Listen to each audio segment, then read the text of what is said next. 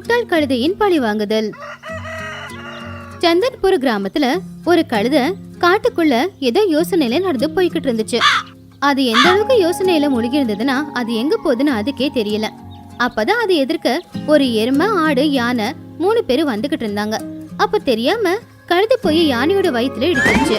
அட கழுதை, என்ன பார்த்து பார்த்து என்ன யோசிச்சுக்கிட்டே இருக்க நீ?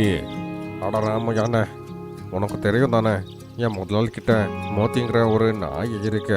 நேற்று ராத்திரி வெளியே உக்காந்தோம். அப்போ ஏன் மோத்தி பாரு, வீட்டுக்கு திருட வரேன், சீக்கிரமா கத்து, முதலாளிய எழுப்பு. அவன் உள்ள வந்ததோ அதுக்கப்புறம் நான் கத்துறேன். என் வேலையை நான் பாக்குறேன், நீ மூடு. சரி சரி, நீ முதலாளிய எழுப்பலனா நான் எழுப்புறேன் பாரு. எப்படி சொல்லி நான் சத்தமா கத்துனேன். இந்த கழுதைக்கு என்ன ஆச்சு? ராத்திரி இப்படி கத்திக்கிட்டே இருக்கு. என் முதலாளி எந்திரிச்சு குச்சி எடுத்து அடியோ அடி. அந்த மோத்தி என்ன அடிக்கிறத பார்த்து சந்தோஷப்பட்டுக்கிட்டே இருந்துச்சு.